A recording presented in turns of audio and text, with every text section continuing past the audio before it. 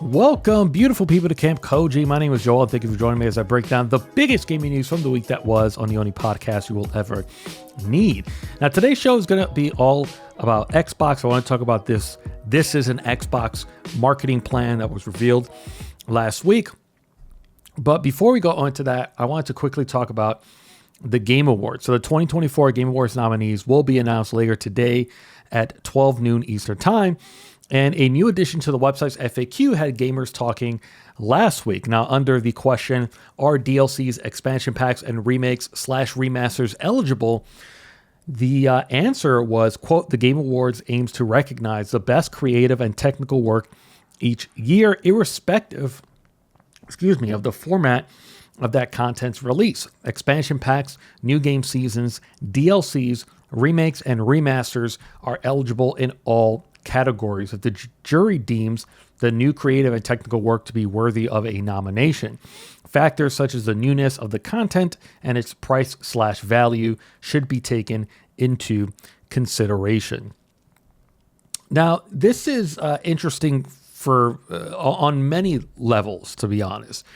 But to begin, I just want to talk about my point of view, which is a hard no, hard pass, absolutely not. I do not think DLCs, expansion packs should be eligible for a Game of the Year. I think an argument can be made for remakes/remasters, but I think just off the rip, expansion packs should not be part of the conversation for Game of the Year. And I think I would say the same for other categories, because now this means that when we're talking about a category such as Best Action Adventure, for example, Elden Ring can now be nominated again. And I didn't look at what was Elden Ring's previous nominations. I don't have that list in front of me.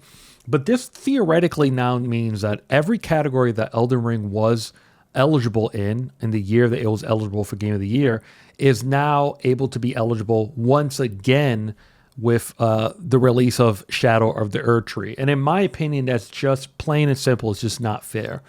I've often said that my main issue with the Game Awards is that this isn't an award show to really honor our industry. And decisions like this further solidify that stance, where this really just feels like another advertising opportunity for publishers that really don't need more advertising for their video games. This is another venue for Shadow of the Erd Tree and Elden Ring to be kind of put in front of potential consumers' faces. And now those slots on not just Game of the Year, but in various categories is now going to be taken up by a game that I'm not going to say that doesn't deserve it, but a game that we've already celebrated it. We all know how amazing Elden Ring was. It's time to allow someone else to live in that spotlight that Elden Ring once occupied when it was nominated, was that 2 years ago when it won Game of the Year. It's just simply not fair. It's another advantage for these large publishers because, let's be honest, smaller teams don't have the resources to be able to, within 2 years, put out an expansion of this type of magnitude or this type of size, similar to what Elden Ring was able to do, or even something like Cyberpunk, for example. This also would make something like Fortnite eligible across all categories. So it's just weird because it's like, on one hand, eligibility does not automatically mean that this will happen. This doesn't automatically mean that when we hear the nominations, Elden Ring will be a part of it. But when you think about the slate that we saw this year, there are opportunities where now I feel like Shadow of the Erd Tree can kind of be sort of slipped in. The remasters, remakes is a little bit interesting to me because I feel like there are some remakes and remasters that should not be eligible, but that's where a gray area becomes introduced, which is, okay, how do we deem what is a worthy one of being able to be nominated across different categories and which games are not? So I can speak from experience for like Resident Evil 4, which I had no issue with Resident Evil 4 being nominated for Game of the Year. And the reason why is because that was not a simple remake and it was not a simple remaster. That game to me was a reimagining. If you played the original, you did not play the remaster. If you played the remaster, you did not play the original. They're not two completely different games, but they're different enough where the experiences at many points throughout the game, so a lot of the sequences are completely different from when you originally played the game. But that's very different from saying something like The Last of Us Part 2 or even like the Horizon remaster that came out, a few short weeks ago. Those, in my opinion, should not be eligible. So for something like action adventure, I don't think that Horizon Zero Dawn Remastered should be eligible to be up for action adventure, because that's literally the same exact game, except they remastered it. Like, yeah, they re-recorded some voice lines, but for the most part, it's the same exact game. It's not like they drastically changed sequences. It's not this top to bottom complete different experience compared to the original. And I don't think that those games should be eligible. I think that we've reached a point now with the Game Awards where I think a remake, remaster category should exist. I think we're going to continue to see remasters and remakes. Even something like, we just heard, it's Half-Life's 20th anniversary. And we heard that they're now planning an RTX release, which is going to be like a free upgrade to the game if you own it. It's actually currently free right now. If you don't own Half-Life 2 and you never played it, what are you waiting for? Go grab it. It's actually free right now on Steam.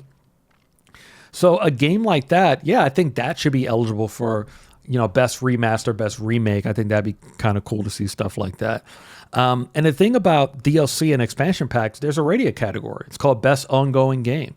So Elder Scrolls Shadow of the Erdtree will and should be nominated this year for best ongoing game, and I think it absolutely will win. Other games maybe we'll see No Man's Sky on there once again, and I don't know, I'll have to sit down and think about what else would be on there. But I think that it makes sense for Shadow of the Erdtree to be there, and it should win. It's a good way to honor and highlight something that was just recently introduced. But I think my problem is more about allowing these games to be eligible across various, not just Game of the Year, various categories. You're taking a slot away from another potential game, especially smaller ones like Balatro or Animal Well, for example, that I think should be considered for Game of the Year. And I don't think that Shadow of the Erdtree should take up a slot. And the thing about it is that DLC was so good that a lot of people feel like, hey, it was one of the best experiences that we saw come out this year. Now, on next week's show, I'll discuss the nominations. I'll discuss who I think is going to win. I do that every year. I personally think that the Game of the Year nominees, before we move on to the Xbox story, I think there are three complete locks.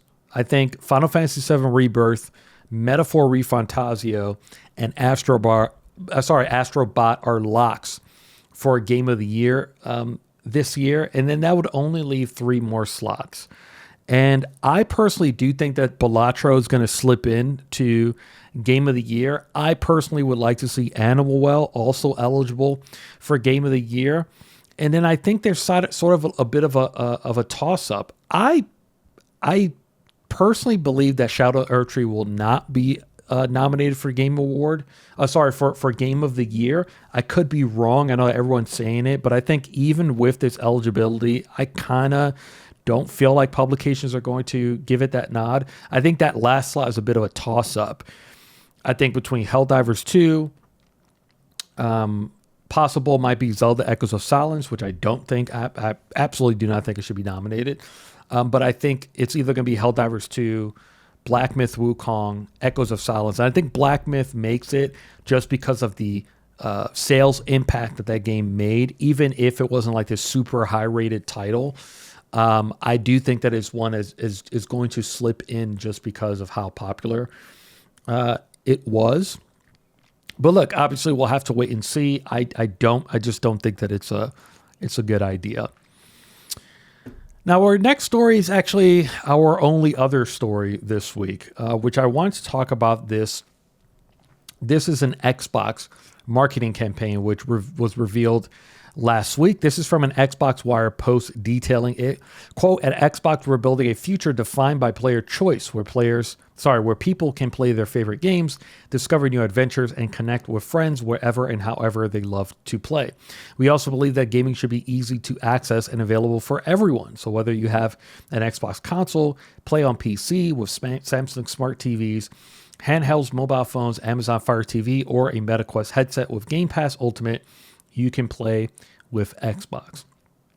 This is an Xbox invites people to play with Xbox across multiple devices and screens. It showcases the evolution of Xbox as a platform that extends across devices with bold, iconic, fun visuals and a lighthearted tone.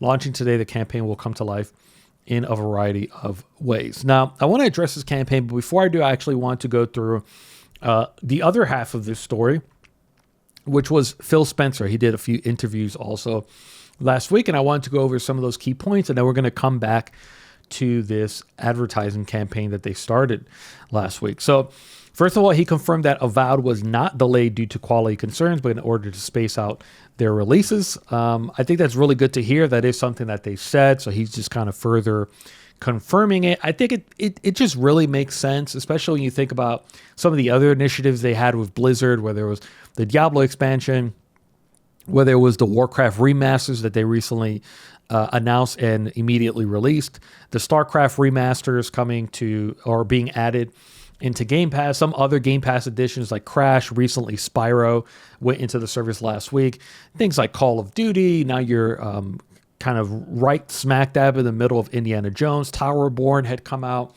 in early access, so there kind of is a lot happening right now at Xbox where I think it was really smart to actually move Avowed over into February. You're able to further extend that marketing campaign. You give that team more time to polish it up. I mean, what team doesn't want any more time? But I think the biggest winner of that is that I think there's more opportunity to advertise it and probably try to get more and more players. I think that their advertising for Avowed has been not too good right now at this point. I think the only people who are interested in Avowed are people who are already into those types of games and or they own Game Pass. I think they need to do a better job of trying to convince other people like, hey, this is a game that you should be playing. I don't think they've done a good job of really conveying what type of game this is, what you can expect by playing it. So I think more time for their marketing actually makes a lot of sense. And then they did announce that it will also be available on Battle.net, which I thought was kind of interesting. Because Xbox probably identified that there probably are still a lot of players that still only use Battle.net, whether that's to, access Diablo, Overwatch, or Call of Duty, instead of making a move over to Steam or maybe through the Xbox app. So it's just one more option. The more the merrier. I think it makes a lot of sense.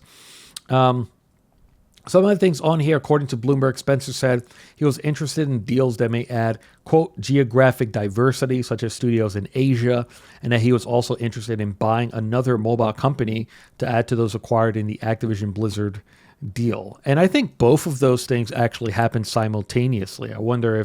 I think I'd be looking for a mobile Asian company, to be honest with you, at this point in time. It is a little bit ironic that he's saying that when they acquired their first Japanese studios and within, a few years shut it down, or, they sold it over to was it Krafton? I think it was.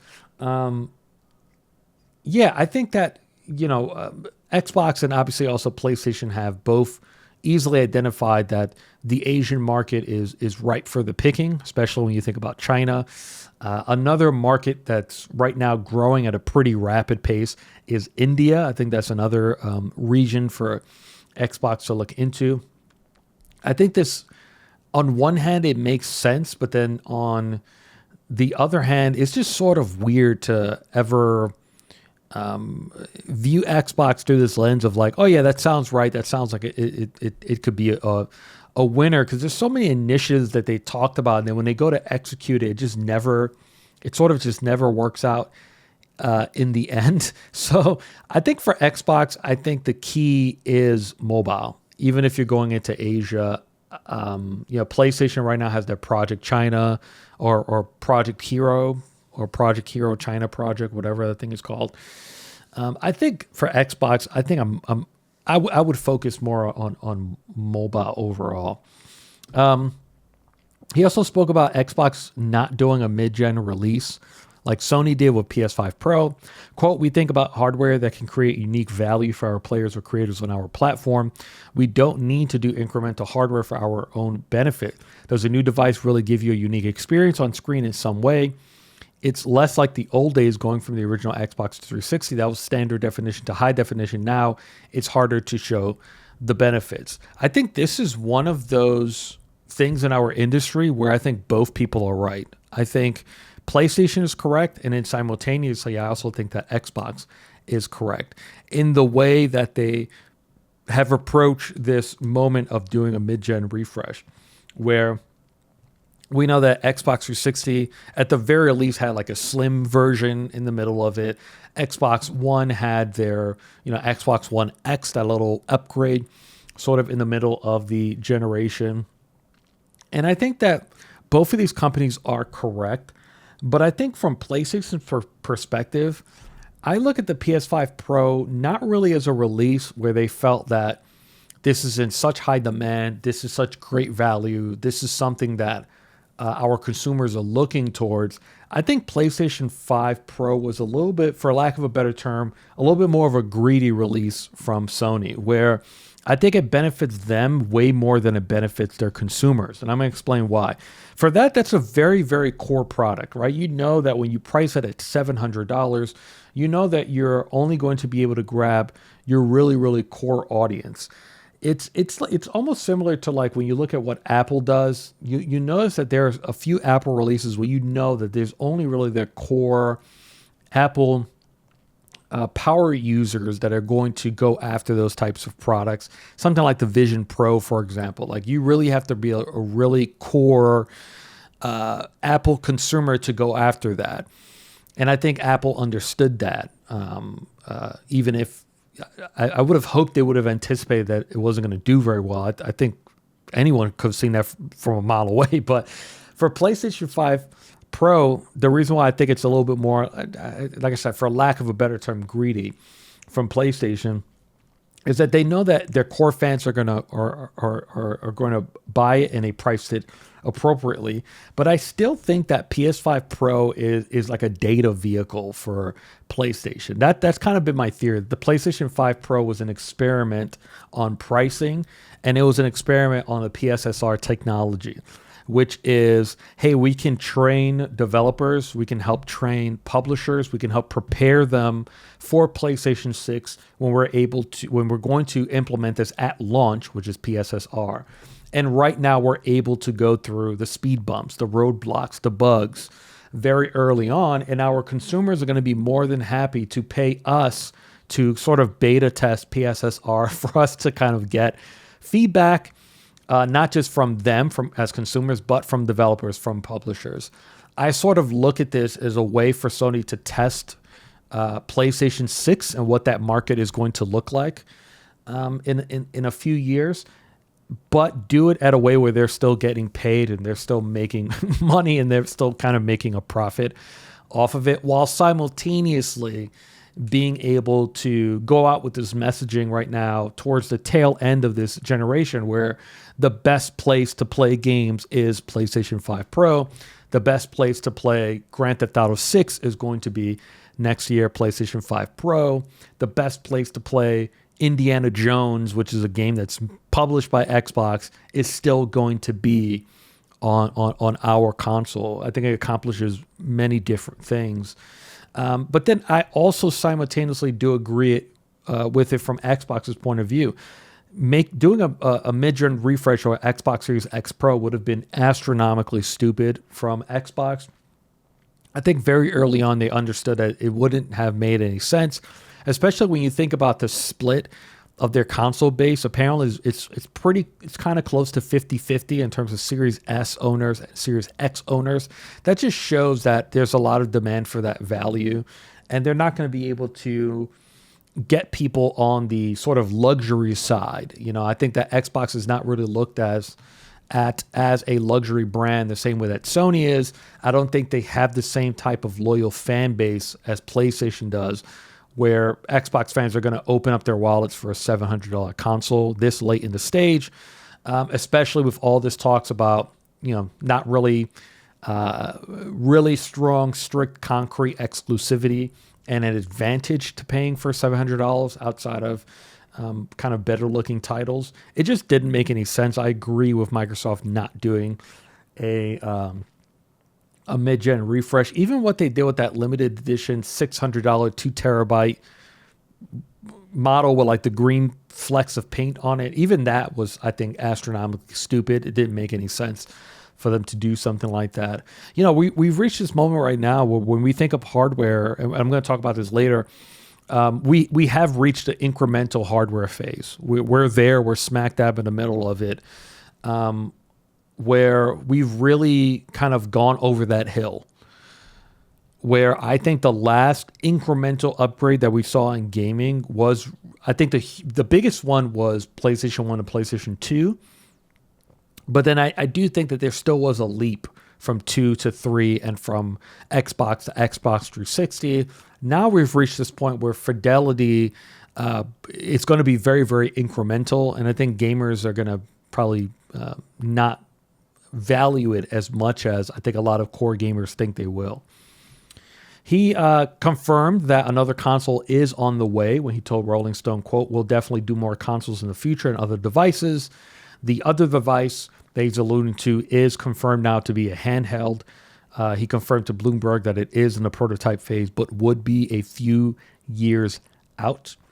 When asked about if any Xbox games were off limits to come to PlayStation, he responded, quote, "I do not see sort of red lines in our portfolio that say thou must not," adding that it was too early to make a decision on the next version of Halo. So let's talk about where does Xbox go from here. And I want to start by talking about that Xbox marketing campaign, and we'll dive into what he just said about PlayStation and that Xbox handheld. So let's talk about this marketing campaign. So this marketing campaign was called "This is an Xbox," and what they were trying to convey is very, very simple. The Xbox is no longer just a box.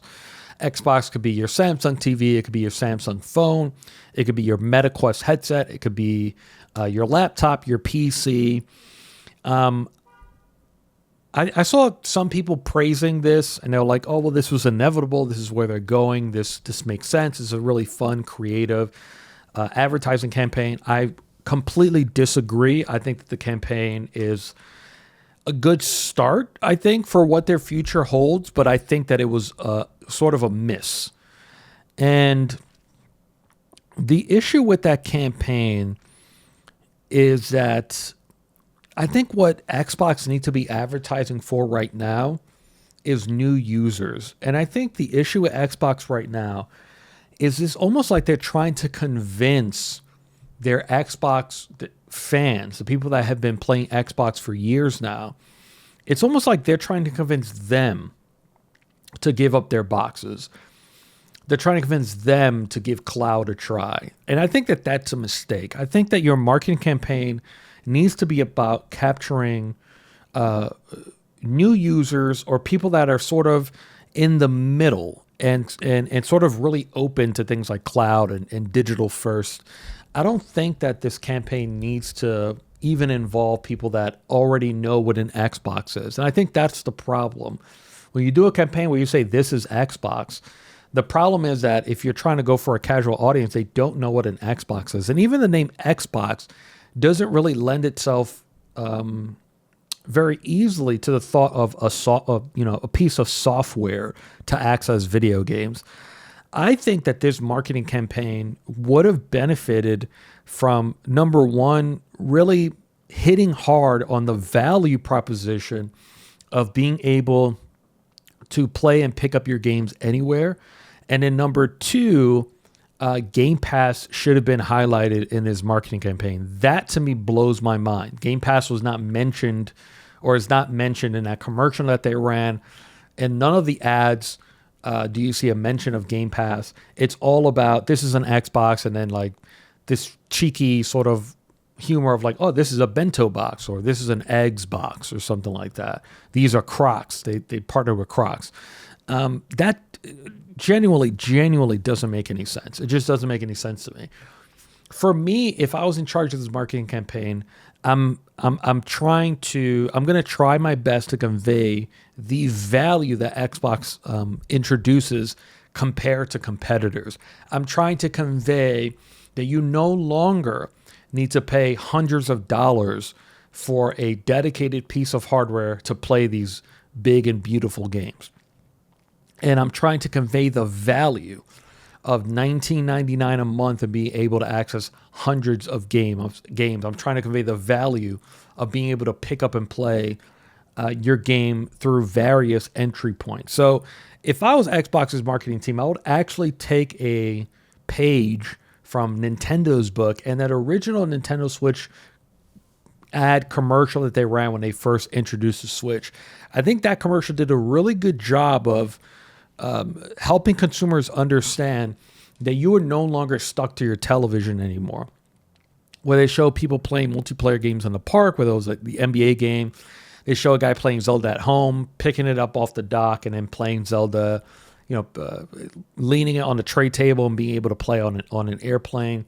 For whatever reason, in his marketing campaign, there was a shot where they showed a girl sitting at a table, and the camera just sort of moved from like a handheld to, or it was like I think it was like an Xbox to a handheld to a laptop, but it's still just like in one singular location. That's just dumb. It doesn't make any sense to portray it in that way.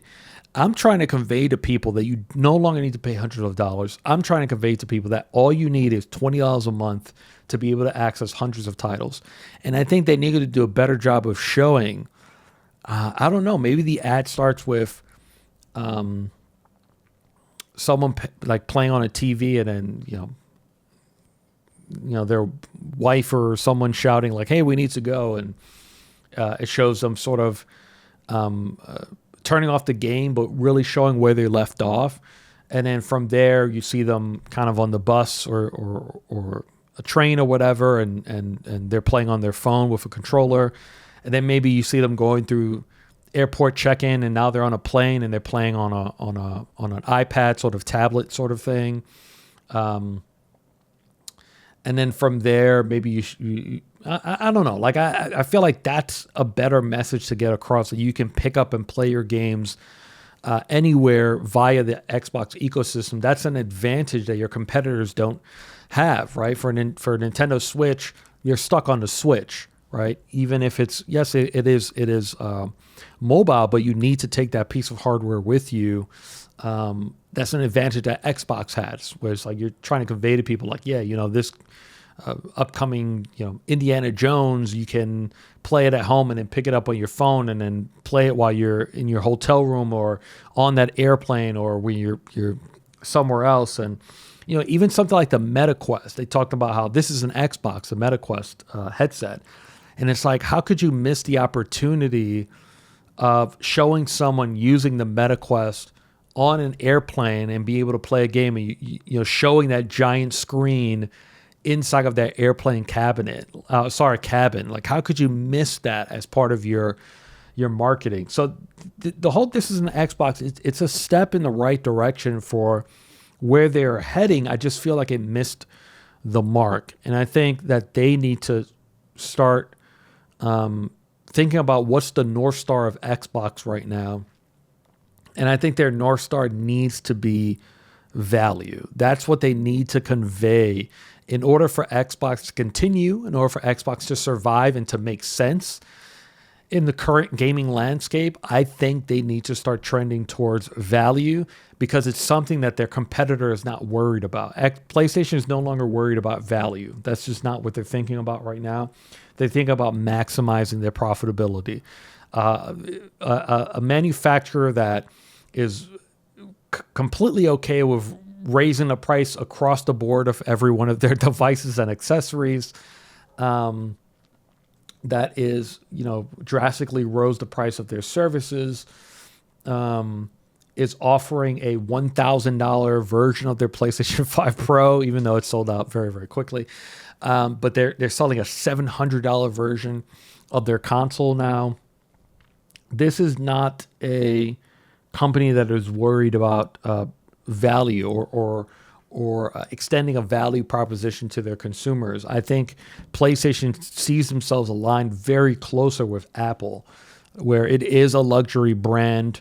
You do have a very, very loyal fan base that has been loyal for over 20 years, and you're going to continue to speak to that base, but that at the same time, you're not going to sort of make yourself lesser than in order to advertise to new gamers. You're basically telling people like, look, this is gaming at its most luxurious.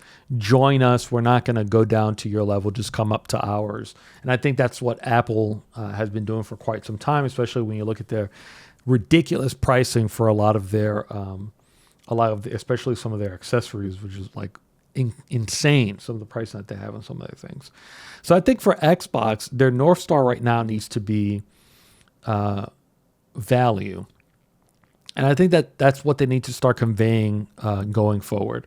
Now, this is an Xbox campaign and there are no red lines for PlayStation. I think this is a moment where if you're a traditional Xbox gamer, I think there's a lot of gamers out there they're struggling to adapt to change.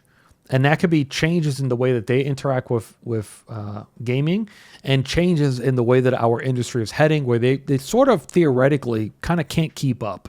And their only way to convey that they can't keep up is through frustration, which is why you have a lot of people like saying that, they don't understand why they don't enjoy games anymore. And it's like, well, it's because the industry is changing and you're choosing not to change with it or even doing the work to understand the direction in which is heading, even if it's something as simple as digital beginning to overtake physical. But what people need to understand is that the pivots that Xbox is going through, a lot of people look at this as disrespectful. I saw a lot of comments saying that, oh, this is why Xbox is dying. You guys are killing it. Stuff like this is so stupid. You need to understand multiple things. Number one is that in order for any company to survive, you have to change, right? Any company that refuses to change will always die, right? You look at so many examples. Perfect one would be something like Blockbuster. That Blockbuster CEO that said, no one wants, people love the experience of coming to our stores, driving here, and they love the experience of being able to browse our shelves and find a new film. How wrong was he, right? Like, you completely misjudged the market. And this is the moment where traditional gamers are, where they think that this is going to continue to be the future of gaming. Where it's like, no, people love buying console. They love plugging these into the TV. They love that experience. And you couldn't be any more wrong. Like, you are just straight up wrong. Gaming has changed. Gaming right now is not only predominantly moving more digital, but I think that the future of gaming and the future of our industry, I think is two things. I think it's value and I think it's convenience. Those are the two things that future consumers are going to continue to seek. It's the reason why mobile continues to grow. And it's the other reason why we've seen a device like Steam Deck have such massive success, because it combines value and it combines convenience. Understand value from the proposition of usually pretty good prices on Steam. A lot of games are regularly on sale. That's already a lot of great value.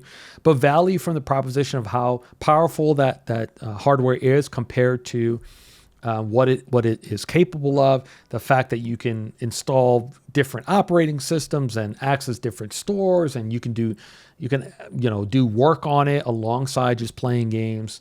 And then there's the convenience of it, the convenience of having a device that kind of is able to do all of this at once. This needs to be Xbox's North Star going forward, is how do we go after these consumers that are not just current, but these newer consumers that are a lot younger that are going to continue seeking value and continue seeking convenience. So I think that a lot of my thoughts I'm going to go over, I did go over on that YouTube video that I made, which is called The Future of Xbox. It came out a little while ago. And I think some of them I had hit when I was talking about, the end of the console wars, explained, which I did like 2 months ago. And I think that goes into this no red line. Like, Phil Spencer now admitting something that I said months ago, which is that Xbox now internally understands that there is no line. There is no game that is impossible to come to PlayStation. Now, I said months ago that the moment when everything changed, in my opinion, was when Doom: The Dark Ages was announced as a launch title for PlayStation 5. That, to me, was the changing of the guard. That was, the wall has been knocked down, because that was Xbox admitting that there is no singular game that they can make exclusive to Xbox that is going to change anything about this generation and is going to further fuel Xbox hardware for the future. They understood that, and what Xbox fans need to understand, this isn't admitting defeat. I think a lot of people look at this as like, very tribalistic, like team-based, like, Xbox is admitting defeat when they're doing this, or like, how could they do this, but then, PlayStation's not giving them any games. And, if you think about that while running a business, your business is going to fail 9 times out of 10. It's important for you to, be like water, right? You have to be very fluid and very open to changes when your books are telling you that a change needs to happen right now. So I said before months ago that I believe that everything is now on the table, whether it's Halo, whether it's Gears of War. And I think a lot of gamers just need to, honestly, you just kind of had to accept that this is what's happening. Because I personally believe that this pivot that Xbox is going through is the Hail Mary. This is the only thing that's left. If this pivot doesn't work, then right now I think they're leading themselves toward 2 paths right now. Either they're just going to turn into a complete third-party publisher, very similar to what we saw from Sega, or they're going to go the other path, which I had predicted, which I think is really the only thing that's left for them outside of becoming a Sega-like publisher, which is digital distribution, software distribution, which I think is really the only avenue that they have left. So number one is that I can now see them attempting definitely to combine Windows and Xbox into one and licensing that out for handhelds, whether it is, Logitech wants to make a handheld. Well, we have this new light version of Xbox OS, but it also has a version of Windows running underneath it, so that increases the value of your device. Not only can they access Xbox games through the Xbox shop, but they're also going to have a version of Windows, being able to combine those two things into one, and then licensing that out to hardware manufacturers, whether it's Asus, Dell, Logitech, whoever it kind of may be. The other aspect is I do think that will now affect the next Xbox. And this is one that I'm kind of struggling with mentally, because I think that now it is possible that the next Xbox will be some sort of hybrid. Or once again, I think that you're trying to convey value and convenience. And I think that you're starting to understand that an Xbox, I guess also a PC, sort of makes sense at this point, because you are increasing the value of that box. Now the expectation is not paying $500 or $600 just for a box that plays video games. Now you do have a $600 console that also has a version of Windows on it that allows you to browse the web and play not play PC games, but do other things that traditionally only a PC can do. This, to me, introduces a bit of a conflict, because Phil Spencer has said in the past that he would not rule out a device that would allow multiple storefronts. That, to me, is I struggle with that thought, because once you do that, let's say the next Xbox is capable of this. The next Xbox is some sort of like a PC console sort of hybrid. Well, it is very easy. It's a lot easier plug and play. It does have a console-like sort of interface, but at the same time, you're able to install other storefronts like GOG and Steam, for example. The issue with something like that is that now Xbox needs to increase the value of the Xbox store and the Xbox ecosystem before even thinking about attempting something like that. Because if you give the consumer the choice of being able to install Steam or Xbox, or sorry, not install Xbox, but buy a game through Steam or buy a game through Xbox, I think that a lot of consumers are going to choose Steam over Xbox.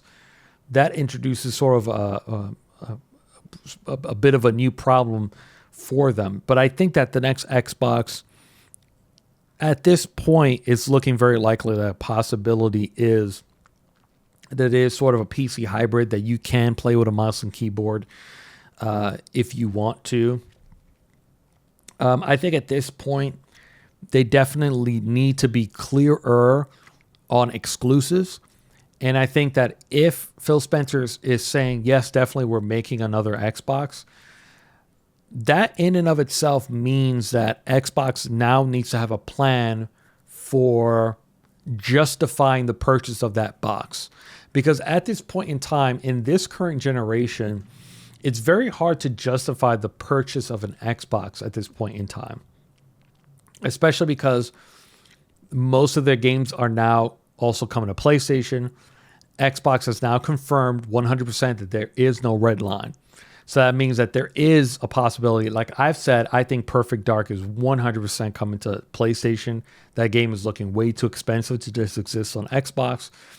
And I think the same can now be said about games like Fable, games like Avowed, games like State of Decay 3, I think 100% comes to PlayStation. For something that has multiplayer, now you have cross-platform play. So you've now decreased the value of the Xbox as a dedicated console. So we're now at this moment where PlayStation is outselling Xbox 2-1. And now you're going to go into the next generation. How do you convince people to buy an Xbox? So I think at this point that strengthens the my thought process about it being able to do way more than just a traditional console. Now you're increasing the value by saying this is sort of also a PC. The other thing that you have to do, I think, if you're Xbox, is you have to reintroduce exclusivity, an exclusivity window in some way, shape, or form.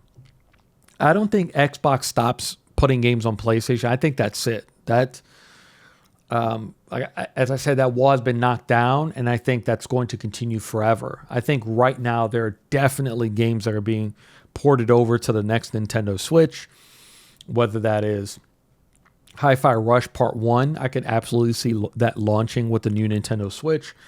I could definitely see a lot of these games that are being built, something like Towerborn, for example, that might be easier to port over. 1,000% they're going to try to get Call of Duty onto the next Switch. Diablo 4 I could definitely see coming over to the new Nintendo Switch. There's just kind of a lot of things that make sense moving over onto that platform. But I think that you need to start reintroducing exclusivity in some way, shape, or form. I don't think that, hey, you can access our games through Game Pass is enough of a reason to convince people to buy Xboxes. And I think that for the next Elder Scrolls, for example, I think at the very least, you have to convey that it is exclusive to the Xbox ecosystem for the first 6 months, for example, 6 months to a year. And I think that has to be very hardline. You have to be very clear with this. Every single Xbox game we publish is going to be Xbox/PC exclusive for the first 6 months at a minimum. You can't do this thing anymore where Doom launches day one, Indiana Jones is a few months apart. Maybe this game, we announced Perfect Dark, State of Decay, all these games only for Xbox. Hey, maybe they might come to PlayStation. There's no red line.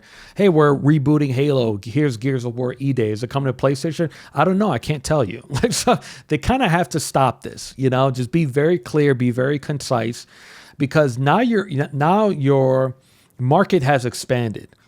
Whether Xbox fans want to acknowledge it or not, now you're also selling to the PlayStation consumer, right? Xbox has not shied away from it. They recently released an Indiana Jones gameplay deep dive, 15 minutes. At the end of it, splash screen shows PlayStation 5 Spring 2025. They're not hiding it anymore, nor should they be hiding it. They're very clear. This week, Call of Duty Black Ops 6 got PS5 Pro enhancements. Diablo already got them. I'm sure Indiana Jones will be getting a PS5 Pro enhancement. Xbox fans love to make fun of this and say like, or PlayStation fans are like, they think like it's an insult, like, I'm getting the best version of the game. Xbox loves that. Please keep telling people that you're getting the best version of the game. It helps them sell more copies. They don't give a shit. They're no longer in the one single box business anymore, so they're kind of perfectly okay with that. But I think that you need to introduce more reasons to sell whatever this new box is. So I think that reintroducing exclusivity windows makes sense. Even if it's as short as 3 months, you have to be very, very clear with it going now. Because I think for the future of Xbox, we're now in this moment where when Double Fine announces their next game, let's say it's Psychonauts 3, for example, you have to be, I think it makes sense to be very upfront very early on. Yes, this game is coming to Switch, new Nintendo Switch. Yes, this game is also coming to PlayStation 5, 6, whatever. But letting fans know that it is going to be 6 months apart to give... To make people feel more comfortable buying whatever this next box is going to be. The other thing that Xbox needs to start doing is they need to continue to accelerate points of access, because I do still feel like their best pivot is towards a digital software distribution model. I personally think that this is the only play they have left. It's either that or just full on become a third-party publisher, no longer make any more hardware or software of any kind, shut down Game Pass, whatever, and you're just distributing games as a publisher very similar to Sega. But I think that there is an opportunity for them in software distribution. The problem, though, is that once you do that, your main competition becomes Steam and yourself, pretty much at this point, because Xbox's ecosystem is very flimsy at this point. Cloud is not very. I think a lot of consumers don't trust cloud. They don't think that cloud is very capable at this point. I think that technologies such as PSSR, an Xbox version of that, will help to accelerate cloud adoptability, because theoretically, I think it'll be easier to keep frames locked and be able to stream using a technology like that, and having a PC in a different location be able to do a lot of that heavy lifting. But I think at this point in time, Xbox needs to make Xbox better. The PC app is still very, let's be honest, it's a really shitty app. It just doesn't work very well. There are moments where it's like I struggle just to update that application. It's such a headache sometimes to use the Xbox app. It's just plain as day, it just really sucks. Okay. But if you start to go down this path, your biggest competitor becomes Steam. And now if you're talking about Phil Spencer saying like, hey, we're okay with running another store, now you have to be even more competitive because you're now offering Steam on the same exact devices that you exist on. And I think that they not only need to accelerate points of access, which is accelerate the fact that anything that has a screen, I'm able to access it. I'm able to access Xbox on it. But I think the other thing is you need to start doing the work of how can I create a better software distribution model compared to Steam? How do we directly compete with Steam? And I think that comes in many different forms. But I think that the one that they need to look at is exactly what I said at the beginning of this. Their North Star needs to be value. As I said, I think consumers right now are going to continue seeking value and convenience. And I think it aligns with not only just current consumers, it aligns with the current climate of our economy right now. Last week, I just talked about how this potential of a tariff being introduced, Xbox is theoretically, compared to PlayStation and Nintendo, in a better position to take advantage of tariffs. Because if tariffs are introduced, by default, that means that we are now going to end this generation where consoles are going to be more expensive when they exit than when they entered. When something like that happens, the price of everything goes up across the board. Cloud gaming gets more expensive because it becomes more expensive to build and maintain those data centers. The price of consoles is obviously going to go up. That includes the price of this new generation coming in, whether it's new Nintendo Switch or whether there's something like a PlayStation 6. PlayStation 6, as I said before, I absolutely saw it could be introduced at $600. With tariffs, who knows? PlayStation 6 could be $800. So Xbox is technically in a moment right now where they can take advantage of that, because now they're able to tell people, hey, you don't need $800. Give me $25 a month for Game Pass. You'll be able to access all these amazing games and you'll just be able to stream it. It sort of helps them accelerate cloud in a sense. So you need to understand, how do I convey value? How do I convey convenience? So you're aligning with this potential for tariffs. You're aligning with, even without tariffs, the economy is still in kind of a pretty rough state. And being able to convey to consumers, hey, you don't need to pay $500 for a box to play amazing games is always a great foot to lead with. But I think the other thing that you align yourself with is the future gaming generation. The future gaming generation that's coming in right now, they value value and they value convenience.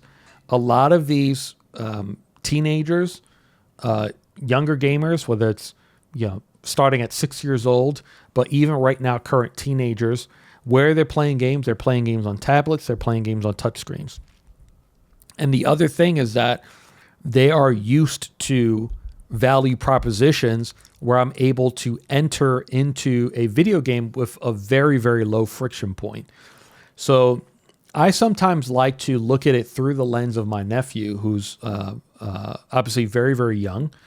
But I introduced him into gaming very early on. I gave him my 3DS, got him a Nintendo Switch, still buy him Switch games. And he still plays and enjoys a lot of Mario games. But where he spends a lot of time gaming is where? On his tablet, playing Roblox. And now he found out that the TV that his father bought, which was a Samsung TV, shipped with a free Xbox controller because it had an Xbox app. And I want to just say that I predicted that like 6 years ago. I predicted that Samsung TV was shipped with an Xbox controller. I was 100% right. So he found out that he can access the Xbox app with that Xbox controller, and he could play Fortnite without having to pay for Game Pass. Value proposition and very, very low friction. Turn on my TV, I click into the app, I'm able to play Fortnite at the snap of a finger, right?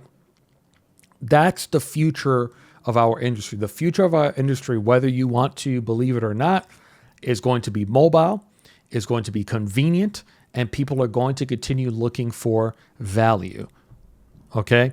So with that in mind, Xbox now has an opportunity to begin to rethink what are consumers going to want from a digital software distribution, digital software distributor. Steam is successful, not really just from a value proposition, but they're very successful because they were there to capture PC gamers when they made the transition from physical to digital. They were very smart. They struck exactly right when the iron was at its hottest in order to introduce a storefront to capture these gamers that understood that they are no longer going to be going to stores to buy a disc with a code inside that they're going to have to type in and put the disc in the drive. So they said to themselves, okay, now I'm looking for a new place to buy video games. That's where Steam came in. Right now, we're going to almost enter into that moment once again, or we're sort of kind of smack dab in the middle of it, where we're going to continue to move digital over physical. And that gives Xbox a new opportunity. I think for them, they need to answer the question. They need to start doing focus groups and focus testing right now and they need to use Steam as their competitor. Their competitor is no longer PlayStation. The competitor is no longer Nintendo. It's not Apple. It's not Amazon. It's not Google. In my opinion, their main competitor at this moment in time is Steam, because Steam is one of the most powerful software distribution storefronts right now that we have in gaming. They need to start focus testing and understand what will not only how can I convert someone from Steam onto my platform, but how can I get to a point where when someone is looking to buy a video game, they're coming to my store instead of anywhere else. There's a couple things that they're doing, right? They're looking into mobile stores, which they were supposed to already be on Android, but I think for some reason it's not on there just yet. I don't know if Google had blocked it. Something's happening. That's smart. Having your own storefront is very, very good. But the thing that they need to look into is they need to answer that question of why would a consumer buy a game on the Xbox ecosystem instead of buying it on Steam? The advantage that they have to answer that question is points of access, which is when you buy a game through the Xbox ecosystem, even if it's third party. So let's give an example of Monster Hunter Wilds. You need to be able to partner with Capcom to ensure that when someone buys Monster Hunter Wilds on the Xbox mobile store, on the Xbox store on their PC, on the Xbox through the Xbox that's connected to their TV, once you buy that game, you're able to access it from anything that has a screen. Your Samsung TV, maybe in the future, your Sony TV, your Amazon Fire Stick, your cell phone, your laptop, your PC computer, your VR headset. You have to be able to, that's an advantage that you can give the consumer that Steam is not ready to give them yet. Which is when you buy my game, you can access it and pick up where you left off at all these various points of access. That's number one. That's one of the most important things you have to put forward. And I think the number two thing that Xbox needs to look at is how can we create a better version of digital ownership. This to me is key going forward. Because I think that if I give a consumer two options, they're going to choose the option that is closer to physical ownership. I think that companies need to do away with the greed a bit, scale it back, and understand that consumers want ownership. They want to own the product that they paid for, because that is part of not only just the value proposition, but it's also part of sort of the contract that you make with a company. When I buy something from you, I own it. I have agency over it. This is an advantage that they can introduce in order to, once again, get someone to choose buying it on Xbox versus buying it on Steam. If Xbox creates a way to transfer licenses, that makes the Xbox version better. If Xbox introduces a, instead of a 2-hour return window, a 2-hour return window, maybe it's a 3-hour return window, that makes it more appealing. If they do something where, I don't know, they can guarantee, I don't know if you talk about guaranteeing access to a video game, but I think the ability to be able to transfer licenses, I think, is a huge one. Could they work with partners so someone is able to, lend someone a copy of Alan Wake 2, for example, and there is a transaction in the middle where if my friend wants to borrow Alan Wake 2 from me, it's $10 for 30 days, and then the license reverts to me. But that $10, Xbox, I take 2, Remedy Entertainment gets $8. There's just a lot that I think that they have to rethink the concept of digital ownership at its core, because we've reached, Ubisoft just recently got sued for what they did with The Crew, which was just basically they just shut it down. Even though you paid for it, you can't access the game. We're at this moment right now where, once again, consumers are looking for value and they're looking for convenience, as I've said so many times, right? Part of that value proposition is, what can you give me that Steam is not giving me? And I think for Xbox, I'm going to try my best to work with partners and see if we can craft something where digital ownership, I can get it to a closer place, so I can get it closer to physical ownership. So can I introduce something where you're able to sell your license? This sounds weird, right? It sounds kind of crazy when you think, like, okay, selling a digital game, that's kind of weird. But think about it. If I gave you the ability to sell your game, would you not buy your digital game on Xbox versus Steam? You probably would, right? But then what you do is you introduce something where I think, there was a website, and I brought this up before, which I think it was called Robot Cash, which introduced a very, very interesting way to do it, which was the way that they did it was that games would have a set sale value depending on how long it's been on the market and depending on the current market value. So let's say, for example, let's use the example of Dragon Age Veilguard. It's been out for 3 weeks. You finish the game. You feel like you're not going to play it anymore. You paid $70 for it. The current set market price to sell it is going to be $30. You can't control it. Okay. But what Robot Cash did was that when someone goes to buy a digital game, a digital version of Dragon Age, behind the scenes, it alternates an original license coming straight from EA and a license that's being sold by a player from somewhere around the world. You as the purchaser have no idea what you just bought. You just know you bought a digital copy of the game. You don't know whether you bought the license from someone else. Where the economics comes in is that $30 that is being not $30. That purchaser is paying $70 for Dragon Age. $30 is going to the original seller in credit, right? You're not getting that in cash, so now it's being recycled in the ecosystem. That other $40, though, Robot Cash takes 5%, and the publisher gets 95% of that. So if Xbox were to introduce something similar, now you're introducing opportunities in digital to gain consumers that would not have bought your game unless it was at a discount. And you're introducing now an ability for someone to sell a game and then use that credit towards something else. So what if it's something where you get $30 credit for selling Dragon Age the Veilguard, but if you choose to use those $30 to buy another EA game, you get 20% off. So it increases the value of that credit and it gives the publisher more value.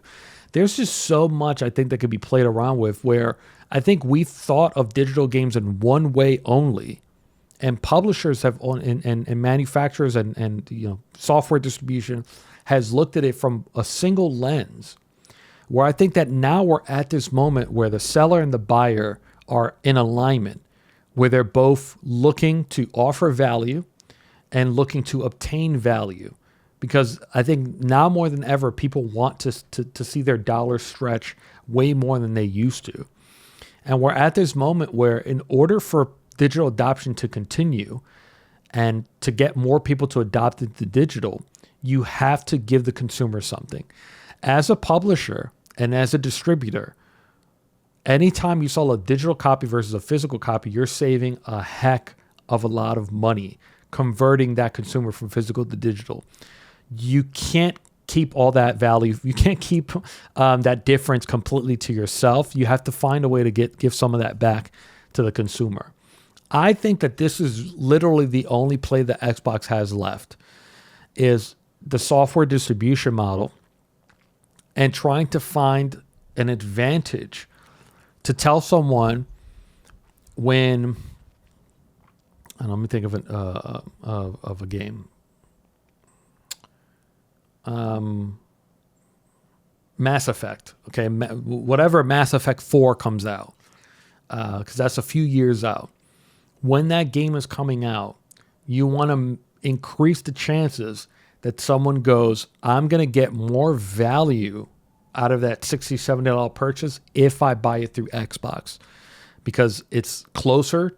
I'm closer to ownership, and I can access this game anywhere. Can't do that with PlayStation. Can't do that with Nintendo. Can't do that with Steam. This, to me, is the Hail Mary. This is all that Xbox has left. I think it's the only play that makes sense. And I think it's one that they need to start considering and start pursuing, because it's the distinct advantage that they have over PlayStation right now: points of entry, access points, value of Game Pass. And I think the other half of it is, how do I create an advantage that Steam doesn't have? And I think the only way to do that is to increase the value of that digital version compared to what Steam is doing. Hot releases of the week. November 19th, we have Stray and the My Sims Cozy Bundle coming to Switch. Towers of Agasba, Early Access, PC, PS5. Microsoft Flight Simulator 2024, PC, Xbox Series X, and of course also coming to Game Pass. November 20th, we have Genshin Impact, Xbox Series X, and we have Stalker 2 Heart of Chernobyl, PC, Xbox Series X, and also coming to Game Pass. Time for us to wrap it up. These are stories that we did not have time to get to. In an interview with Famitsu, Yakuza creator Toshihiro Nagoshi said the size of a game is no longer as important as it once was. Quote, I feel that the era of games where the volume is the selling point is coming to an end, and I 100% agree with him. And I know this is probably the 20th time I'm saying it in this episode.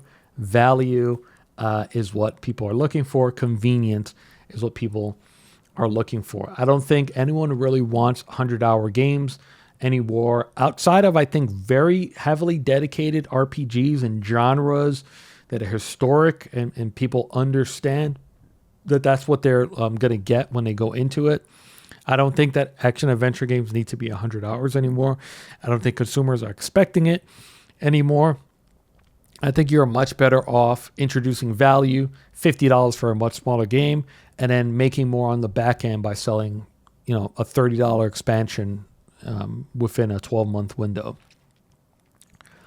GOG has announced a new preservation program designed to ensure that classic games remain playable on modern systems forever. 100 classic games were re-released last week with updated or quality-tested builds, and GOG is committed to using its own resources to maintain their compatibility with modern PCs.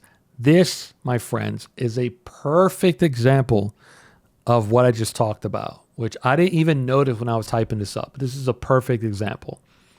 SWAT 4 was a game that I loved growing up, playing on PC. And I think it was part of that first 100 that was re-released. If I want to buy SWAT 4, I have a choice between Steam, but now GOG becomes very interesting.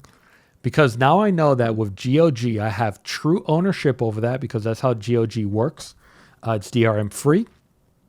And now I feel a lot more confident buying this game on SWAT 4, because GOG has said they themselves will do the work to ensure that SWAT 4 is going to be compatible with future PC configurations down the line. You just increase the value of me buying that game on your service. Perfect example of what Xbox needs to start thinking about. Great. I love it. Hundreds of Bethesda employees held a one-day strike last week over remote working and outsourcing concerns they claim Microsoft has failed to address. Yes, all of this, yes. I think that, this is part of unionizing, is being able to go on strike and make demands. So this is very, very good to see, and hopefully it works in their favor. And finally, Rockstar released a massive update to GTA Trilogy Definitive Edition that addressed many of the game's long-standing issues. It also removed the original developer Grove Street Games logo from the opening splash screen, but its CEO has responded by saying, quote, speaking entire hypothetically, it's a dick move to remove primary developers from credits in an update, especially when an update includes hundreds of fixes that were provided by those developers that stayed out of players' hands for years. So I understand what he's trying to say, but I think it's a little bit misguided, because Grove Street Games was not removed from the credits. They're still in the credits of this game. What they removed was their logo from the initial splash screen, which I think is understandable from Rockstar because of how bad this game was when it first launched, and the fact that now it's been fixed. It's a little bit unfortunate because according to them, they were the ones sort of helped fix it. But I understand why Rockstar would distance themselves. And as long as those people are still credited, I actually don't see anything personally wrong with it. Shout out of the week goes out to Mr. Sam Lake. The man behind Max Payne and Alan Wake is set to receive the Andrew Yoon Legend Award at the 14th Annual New York Game Awards in January. Make sure to subscribe to Camp Koji on your favorite podcast platform so you can listen to it on the go. And if you already are, please leave us a review. It helps more than you know it. Thank you guys so much for joining me. Please follow us on Twitter and YouTube. Once again, I'm Joel, and I will see you all next week.